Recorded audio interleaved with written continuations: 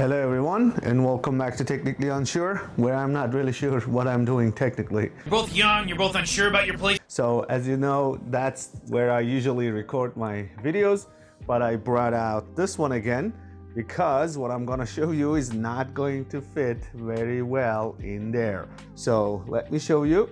Yep, that is one big box. Boy, you're a big one. This bad boy is actually Unifi Switch Pro XG 48 PoE, and this just came out. I had myself in the wait list, the notification list, whatever you want to call it, got the notification, placed my order, and I just received it. So to be accurate, this is the second one. And yeah, I know, it's crazy. So it's gonna be two 48s in my home lab.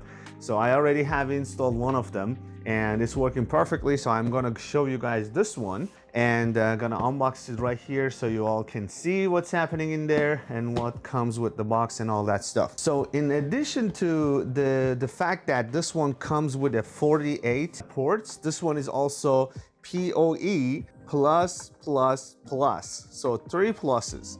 And to be honest, there's no IEEE official for PoE plus plus plus, 3 pluses, but usually they're talking about, you know, when the max power is higher than what the PoE plus plus is offering, right? So PoE alone can do like 15 watts and, you know, 44 volt to 57 volts. PoE plus can do 30 watts, 25.5 watt max, and you know, max 30 watts at P, max 25.5 at the, you know, power delivery, and voltage is usually 50 to 57 volts. And the PoE plus plus, 2 pluses, can do 60 watt at PSE, 51 watts at PD.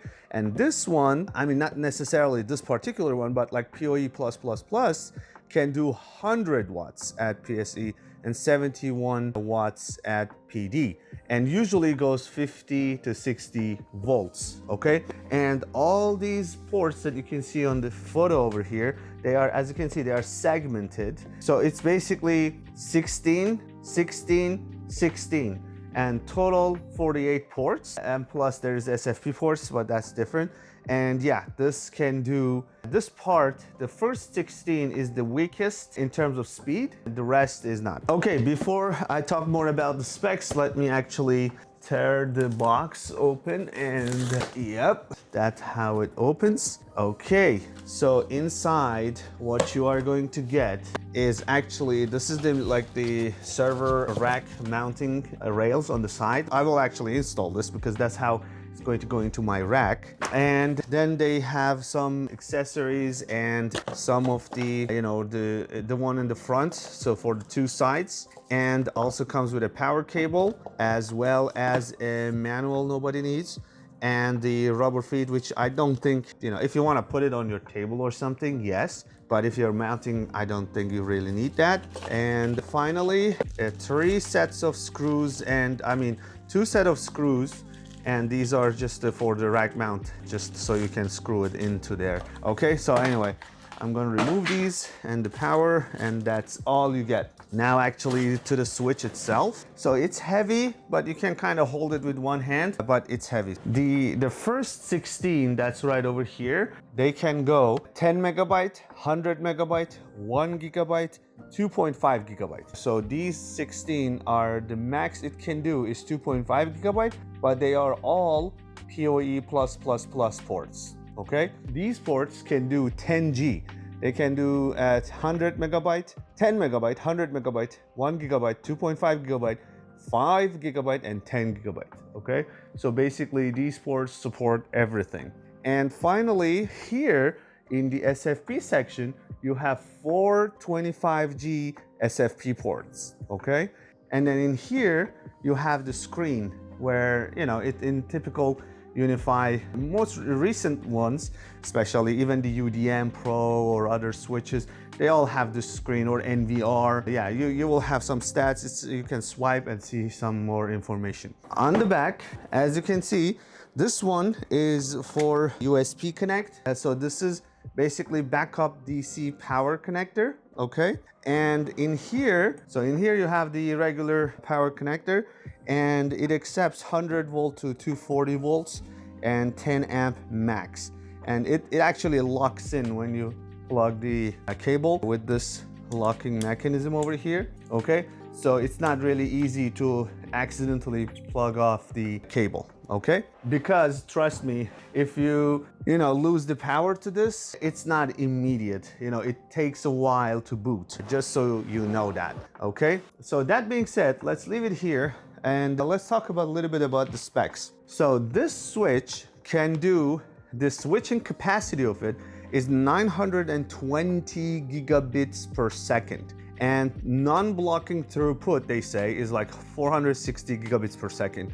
And forwarding rate of 684 mega packets per second, okay? And the MAC address table size of 128,000 and all that stuff, okay?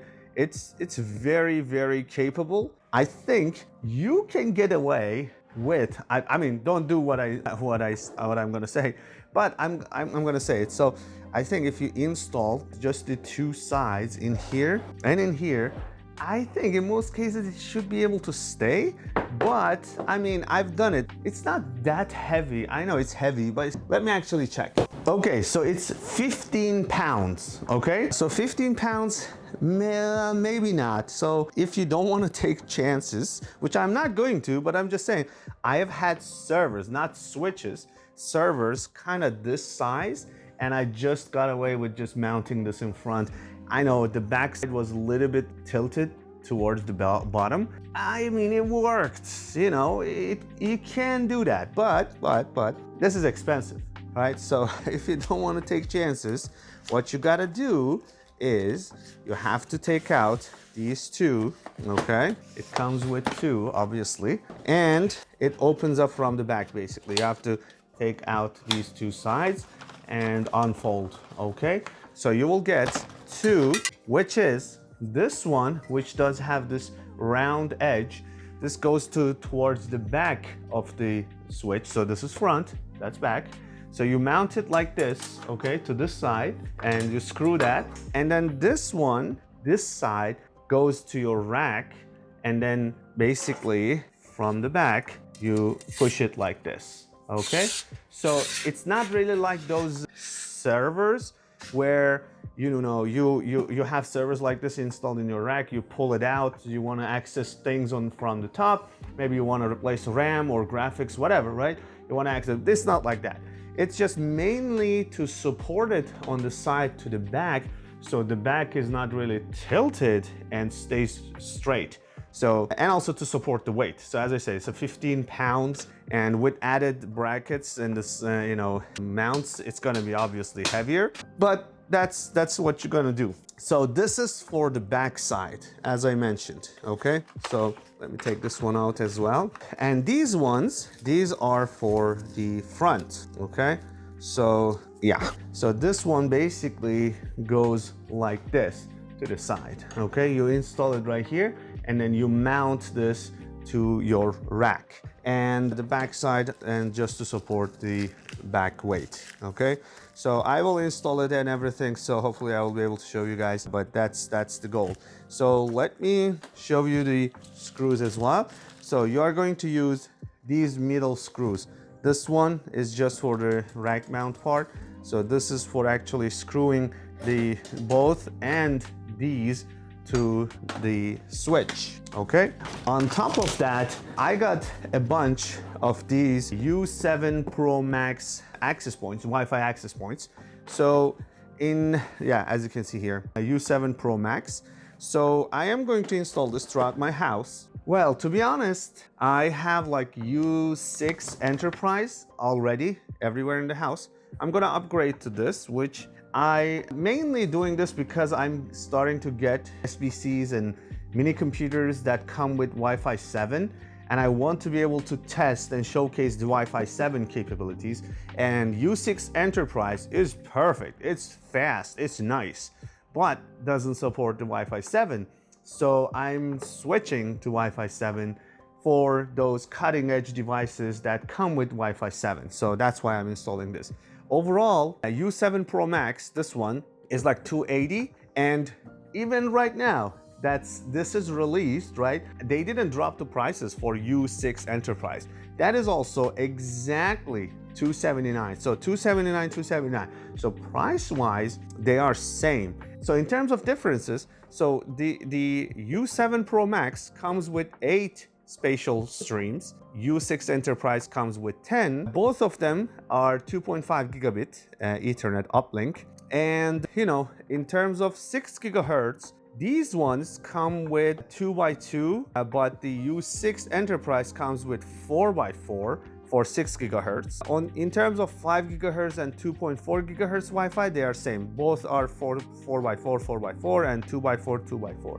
2x2, 2x2, sorry. And the thing is, the biggest difference in this is that in the 6 gigahertz, this can do 5.8 gigabits per second with the 320 megahertz channels, and U6 Enterprise can max at 4.8. And this one in 5 gigahertz can do 8.6 gigabits per second with 240 bands.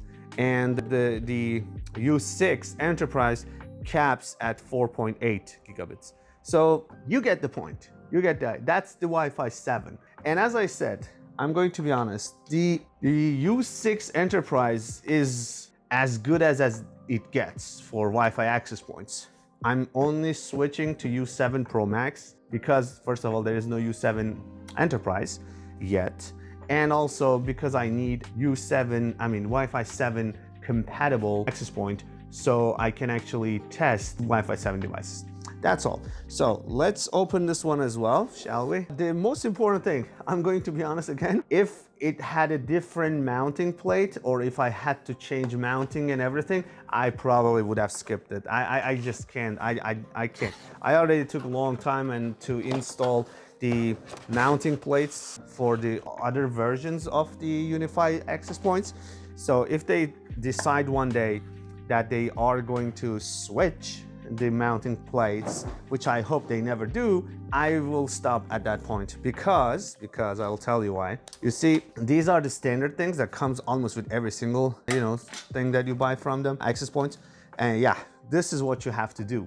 You have to drill these holes, make sure it's properly, aligned and everything, and then install this into your ceilings, right? So I have this installed everywhere. Like 6 places in my house, and that's where my access points are. So what I want to do is just remove the old ones and place this in place and rotate. That's it. That's all I can do. That's all I'm willing to do in order to upgrade. If they make some changes and decide that they're going to replace the mounting brackets with something else and totally new, I'm done. I probably won't upgrade. So this one was easy, as I said. Here you go. There is the Ethernet port right there and the reset button that's over here. So in my case, and this is where you're going to route your cable through, okay? In my case, I always, when I am adopting these, when I, in Unifi network controller, when I'm adapting it, it updates, and then after update, it doesn't work. I always have to reset it one time, and then it starts working. It's just my case, it's just my network. Something is off, but that solves the problem every single time. Maybe it's for everybody, maybe it's just me. I plug the cable, shows up in the Unifi network controller. I click on adopt, it starts updating it. After update, it just doesn't adopt and doesn't work. I hold the reset button for 15 seconds, it reboots, then it shows up again for adoption. I click on adopt and that's it. So it works. So you have to adopt it twice in my case, again, in my network. Yeah. So in terms of looks, it's exactly the same, honestly. You can't tell. Hold on, let me grab one. Here. So this is the old one, U6 Enterprise, and this is the new one. So in the back, yes, you can tell the difference, okay? It's different. Hold on. Yeah, you can see it's a little bit different, but in this side, it's all identical. And in terms of weight, just with my hand, U6 Enterprise is heavier. And this feels thinner and lighter. And in terms of size, yeah, it's just, you can tell, it's a little bit smaller. The U7 Pro Max is smaller and lighter. This is heavier and bigger and chunkier. I love it. I love this thing. It's just the fact, as I said, I need Wi-Fi 7. That's all, okay? So that's also what I'm going to install, and we're gonna check the speeds. Okay, there is nothing else really in terms of accessories. Yeah, they sent the usual typical stuff. Just If you've never heard of our Tech Quickie channel and you're wondering what the... Okay, that was the Linus moment. Just don't lose this, because that's what you are going to need if you want to remove the old ones from its mounted bracket. You insert that and then the access point comes off. Anyway, so give me a couple of minutes. I'm going to mount these brackets to the sides and these ones on both sides. And yeah, we are going to turn it on and see how it does. Oh, by the way, before I start, I just want to show you also I bought this, okay, which is 25 gigabyte cables, okay? And I just bought it from Unifi. I have a bunch, but this is Unifi. The other 48 port switch that I already have in my rack is also Unifi. So I just thought, you know, just get their cable. So basically my plan is, here is what I'm gonna do. I am going to interconnect just like this, okay? Interconnect both my 48 port switches through the 25 gigabit port. So the two 48 port switches are going to be next to each other, connected with this 25. And I'm going to connect my fast devices through SFP, like my NAS, that's also 25 gigabit. I also have Proxmox server, that's also 25 gigabit. So I'm going to use those remaining 25 gigabit ports in this switch and the other 48 switch for those fast devices. And the rest of it will power my Unifi cameras, my home equipment, and as I don't know if I mentioned it, but yeah, in everything, every device in my room, in my house, every room in my house have a lot of Ethernet ports. So I heavily invested in doing that. So all the rooms have Ethernet ports, and that's why I need a lot of ports. It doesn't mean every single port is populated and connected on the other side, meaning in the rooms, but I just want to be able to have, you know, every plug in every room connected to the switch. So in case somebody plugs something, it will work. That being said, I think most of the rooms and most ports are already populated with some device in every room. And also, I have to mention that cameras also will work out of box with this switch and the access point. So for the access points that I'm going to install, I just need one Ethernet connection, that's all. Nothing else is needed. Everything will work out of box, just one cable, no power, as you can see. And also, as you saw in the box, they don't ship it with any sort of power cable or anything. And there is no cable for powering it as far as I can tell.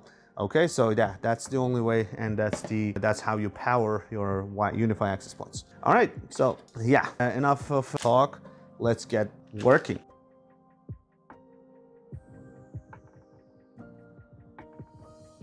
What I like about this screws are, they are like, you know, you have to do like, I don't know, 4 or 5 rotations. So as you can see 1, let's say 2 and 3, maybe 4. So that's it. That's as hard as it gets, and it's very sturdy. Don't worry about it. You know, you know, you can see there's like 1, 2, 3, 4, 5 like turns.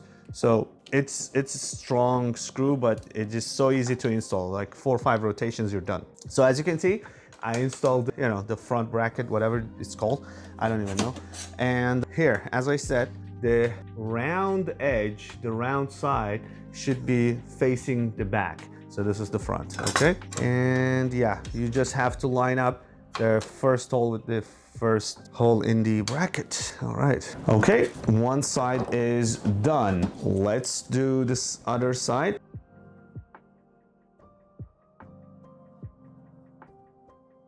Ta-da! Both sides installed and both brackets are installed. Everything is done.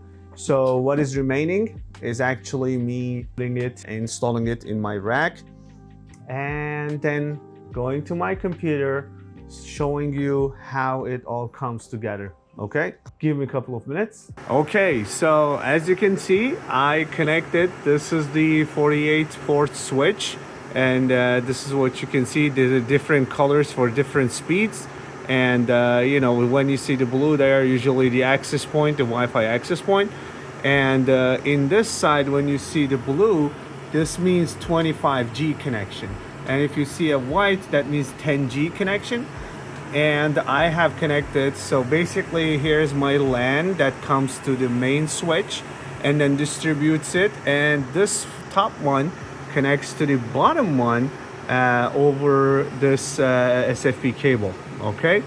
And you can see that all of these come with this screen, as you know, you can play around these settings and all that stuff, okay? And you can go down, like for instance, you can select on the port, and from 1 to 48 or the SFP ports, you can click 1 to 48, 13 to 24, and click on it and it will tell you the stats for a port. Let me actually pick a port. Let's go with 12, okay? So not here. Let's go, okay, there you go, there you have it.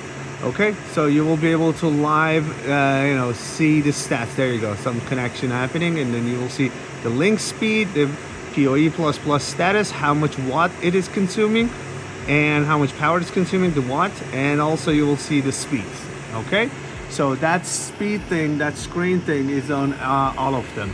The funny thing is sometimes when I touch one of them, the others also move or, wake up. But yeah, anyway, that being said, yeah, this is the setup, okay? And that's the main switch. And now let's go to my desk and continue there. All right, so we are back. So you saw my rack footage, you saw how I unboxed it. Now let's go to my computer and let me actually show you what's happening in there. Okay, so this is the main switch, and you will be able to see the devices, which I'm gonna blur over here, but yeah, you will have a list of devices. And if you click on the port and also, by the way, you will see how much power is in use, PoE power, like how many of the devices that is connected is PoE. Okay, so you can click on the port manager. This is beautiful. This is what I wanted. That's actually one of the reasons I went with the Unifi. Because I want to be able to, from my computer, I want to be able to very easily tell which port is doing what, right? Click on a port and it should tell me the speed, the link, the PoE status, and everything else, right? So especially when I'm here doing like reviewing a mini computer or SBC and everything, sometimes I really don't notice, but you suddenly see that I'm doing the test and it's not actually a 10 gigabit link. So I want to be able to go to my phone. I actually have this Unifi app in my phone as well. I want to see if the port is actually 10G and if PoE is working, all that stuff, okay? So you can see, like you can click and you will see that this is my uplink, okay? So that's my LAN. So my internet connection is basically this way. So the internet comes from the ISP, okay? So internet comes from my ISP, okay? And I'm not using their modem or router. I'm just straight connecting it here to my pfSense. So pfSense actually does have like multiple ports, does have a WAN, which is the internet, does have a LAN, which is the one that we are connected to switch. And I have two more, that's for private NAS and other stuff, okay? So the LAN port of the pfSense comes down to the Unifi switches, which is what you're seeing on the screen. So then from one of the switches, switch number 1, which is the main switch, I connect using the SFP 25 gigabit connection to the second SFP switch. Second switch, the second 48 port switch, which also does have the 25G port. So look at my screen now. You see this, you can see this is secondary switch, okay? So this is a 25G connection. As you can see from the color coding, when you see the purple, it's 25G. So this one is the secondary switch. So the main switch, the LAN connection comes from here, which is connected to pfSense, which from pfSense connected to the internet. And from there, then from this 25G, it is also connecting to the secondary switch. So I basically have 48 and 48, 96 available ports. You see some of them are not enabled. I have to do wiring and to check the devices, and I haven't even deployed the Wi-Fi devices properly. But you can see my office Wi-Fi is already the Unifi you know, Pro Max 7, and that's the one. You see, it does have the question mark. I don't know why, but it just probably the icon is not there yet for the 7. But the basement one I haven't updated, so that's still using the U6 Enterprise. Okay. And I have connected to my NAS over here, to my Proxmox. It says Jellyfin, but Jellyfin is actually one of the VMs running in my Proxmox server, so you will see that it is connected. And yeah, these are all the ports. So you will be able to see the connection speeds. Like for instance, you will see that this is a PoE, right? You will see the you know, the connection, which port is using PoE, which ones are not using PoE, and you will be able to basically see the speeds. Like for instance, this one is my one of my main computer that I use for work, and as you can see, it's connected 10 gigabit, and it's a truly 10 gigabit. I did an iPerf test before recording this video. So yeah, this is one switch, and then you can click on the secondary switch and go to port manager. There you go. So you have more devices over here.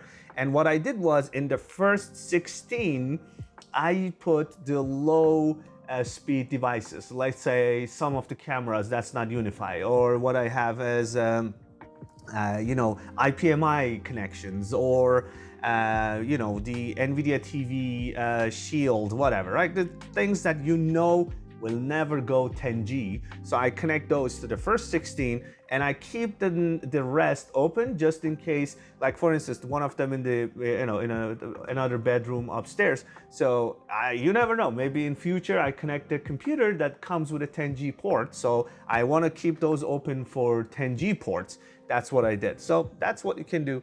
I just wanted to show you guys this one as well. You can see the ports and the settings, by the way. So let's go with an arbitrary port like this. You will be able to basically disable a port or restrict a port. Actually, as you can see here, I have multiple VLANs, and they are completely segmented and separated in pfSense. So my home Wi-Fi is on its own complete separate VLAN, and then there's a guest VLAN which has absolutely no connection whatsoever to any device in my entire house, wired or wireless. They only connect and they go out to the internet, that's all. And then I have IoT devices which they have access to each other, so that's very important. So devices in IoT network can talk to each other in the same VLAN, but they can never talk to other devices in other VLANs, like in the Wi-Fi or the cable connected VLAN, which is a native VLAN. So let's say I have one of the, let's say my kid have a computer. I don't want them to have access to my NAS, right? So I put them in a restricted LAN, let's say an IoT LAN or home Wi-Fi LAN. So they go out on the internet, but they cannot access anything in my home network or to the devices that are connected using the cable, okay? So you can change the VLAN over here. You can turn off PoE if you want to. And I have everything for now, at least on auto. But if you enable manual, you will be able to switch the port and do aggregation. Remember, in many of my videos, I did like port aggregation stuff. That's how you do. You enable aggregation, you select 2 ports and you do aggregation, link aggregation, okay? And link speed, I usually don't need to manually set it unless maybe we are doing some sort of a review video and I have to set something on a certain speed and test it, maybe. But usually you just leave it at the auto negotiate, okay? And yeah, you will be able to also have different you know, profile. As you can see, I have one of the profiles which is no net. It doesn't give you access to anything. It's just you know, no access to the network, internal network, and goes out to the internet, or other profiles that you can create. Port isolation, you can enable this. It will basically prohibit, as it says right there, allows you to prohibit traffic between isolated ports. So you can do port isolation on that, and you will be able to apply those rules and all that stuff. Storm control, you know, it's like for multicast packets and all that stuff. You know, for forwarding and causing storms, you can control it. Loop protection. Okay, so imagine like I have uplink and downlink, right? If I create some sort of loop in my wiring, like double connecting things to each other or causing a loop, there is a loop protection that you can enable, which is STP, I think, right? Yeah, so this one is STP. I had the another, what was the other one? RSTP or something like that.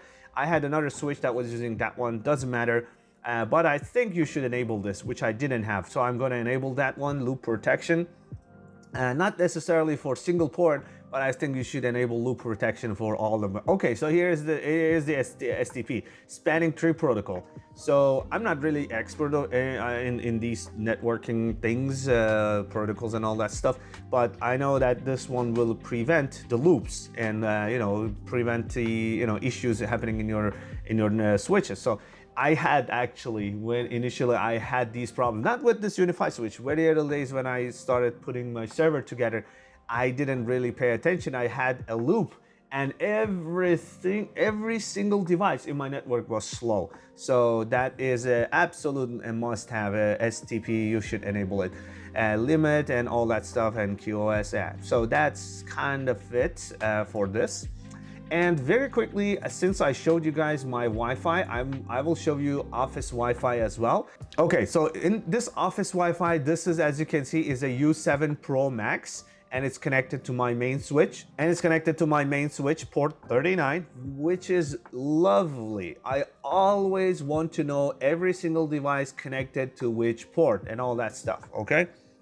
So we can go here and you will be able to see the office, and here are the default settings. Again, this is just out of box. I haven't done any tweaking, but yeah, 2.5 gigahertz, I usually leave it at 20. I don't think for 2.5 gigahertz devices that you still have in your house that can't really use 5 gigahertz or 6 gigahertz, I don't think they can even handle the 40 gigahertz, 40 channel width. So just leave that at 20, my suggestion, up to you.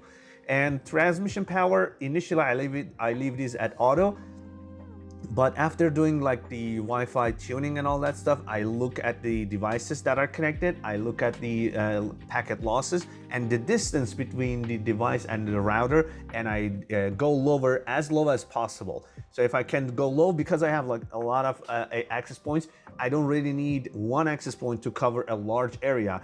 I just want each device to connect to the closest Wi-Fi access point. So for that, you have to make sure that you are on the lowest transmit power, so the closest devices will connect to closest access point, okay? 5 gigahertz, we are going with 80. 6 gigahertz, we are going with 320. That's why we bought this, right? That's why we bought. If you don't have the U7, you don't have this option. So that's why I put the channel on 8 gigahertz and the 6 gigahertz in 320. So there's other settings for LED. So yeah, I have one in my bedroom. So I turned off the LED because that was too bright and it's blue light. So yeah, it's no good if it is close to where you're sleeping. I know it's a small light, it's on the ceiling, but it is still bothering me, so I turn it off. So yeah, the rest is pretty standard stuff I just wanted to show you. Now it's time for a quick Wi-Fi test as well. Hold on a second. Okay, so now it's time to test. So I'm recording the screen, so you don't have to really look through this camera's image. But as you can see in the transmit link, I have 1925 and 1837. And I believe before this, when I was Wi-Fi 6 with U6 Enterprise, these were like 1400 max, okay? So this is, at least it's claiming. And now go to the Wi-Fi test, and let's try and see how it does. I'm gonna start the test. Okay, that's pretty much my internet speed, actually. That's okay, yeah, okay, yeah, oh my god, okay. So yeah, I am limited to my internet connection, okay? So that's my maximum internet connection speed, not the Wi-Fi, okay? So yeah, that's pretty much it. I was going to do this upgrade, so I said, you know what, might as well I take you guys through the journey. We went through the Unifi Switch, we went through the Unifi access point, and everything is just working beautifully. Yeah, I will do some tuning. I have to make sure that flow control is enabled on all switches and access points. I have to make sure that RSTP is enabled, and I will probably set the priorities. Not that really that much matters, I don't think so, but I will still do it. But yeah, other than that, hope you guys enjoyed it. Thanks for joining me through this journey and upgrade. Oh, by the way, I gotta say, so remember when I was telling you guys that, when I Oh, remember when I was telling you guys that, when I'm touching one of the touch screens on my Unifi and all of the others also do the same thing? So yeah, here it is, rack multi-screen synchronization. So if you enable that, that's what happens. If you disable it, which I just did, now it doesn't happen anymore. So every single touch screen on every Unifi device is gonna have its own behavior, not gonna sync up with the others, okay? So anyway, I just wanted to throw this one out there as well. Thanks for watching. I will see you guys in the next video. Bye for now.